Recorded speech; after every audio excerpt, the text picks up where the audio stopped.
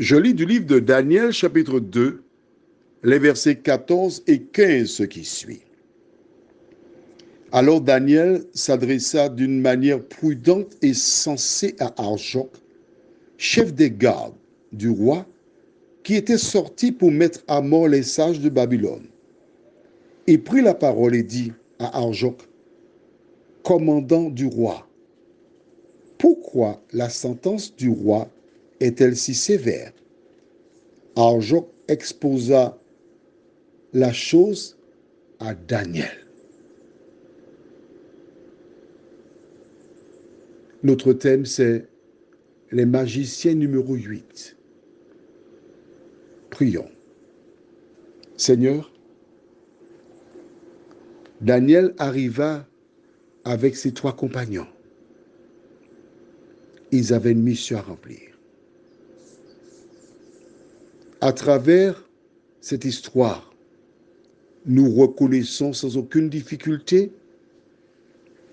l'ennemi qui, lorsque Daniel et ses 3 compagnons demeurèrent fermes, ils savaient qu'il fallait les éliminer.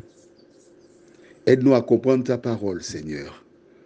Que l'Esprit nous éclaire au nom de Jésus. Amen. Ce n'est que maintenant que j'ai dévoilé la mèche. Il faut que tu apprennes de manière systématique à te rappeler que toutes les fois que Dieu dit quelque chose, l'ennemi vient contrecarrer. Quand Daniel brilla en refusant de violer les principes établis par ses parents, l'ennemi cherchait à le détruire. Quand il vit qu'il avait reçu la sagesse, l'intelligence, que fit-il? Eh bien, tout simplement, il incita le roi à faire la déclaration suivante, à savoir, si les sages, les chaldéens, les magiciens ne révélaient pas le songe et l'explication, le songe venait de Dieu, que ces personnes seraient mises à mort. Note que Daniel n'était pas là, puisqu'il ignorait les raisons pour lesquelles les gens étaient mis à mort. Il venait d'arriver, il était jeune, il n'avait pas la connaissance, donc on ne l'a pas convié pour la rencontre. C'était ceux qui avaient pignon sur rue. Mais lorsqu'on commença à tuer les sages, il était concerné. L'Esprit de Dieu, nous avons vu hier, nous avons vu comment Dieu avait donné à Daniel la sagesse, l'intelligence. Et c'est pourquoi nous notons son attitude. Comment s'adresse-t-il à Arjoc, pardon.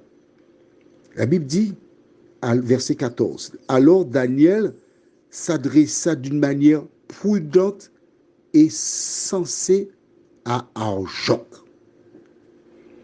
Dans tes rapports avec tes collègues, tes voisins et autres personnes, comment parles-tu? Est-ce que tu respectes les gens quand tu leur parles? Ou bien tu leur fais la guerre? Quelle est ton attitude? Beaucoup de personnes se créent des problèmes parce qu'ils n'ont pas le Saint-Esprit. Lorsque tu as l'Esprit de Dieu en toi, il t'aide à voir ton état et ensuite à revêtir les sentiments qui étaient en Jésus-Christ. Ayant compris le problème, que fera Daniel?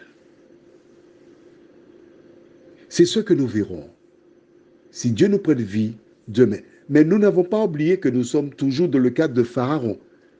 J'ai voulu te montrer, puisqu'on parlait de magiciens, les limites des magiciens, mais nous reviendrons plus tard pour continuer notre histoire en rapport avec le peuple d'Israël.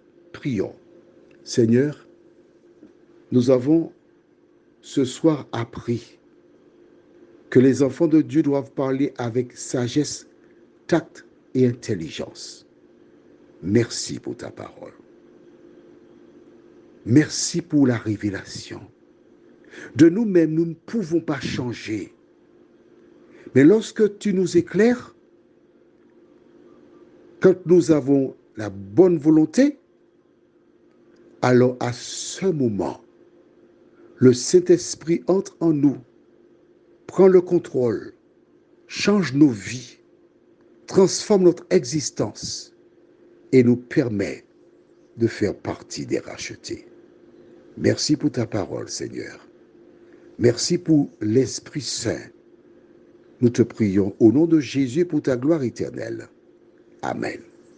Je te souhaite une bonne nuit.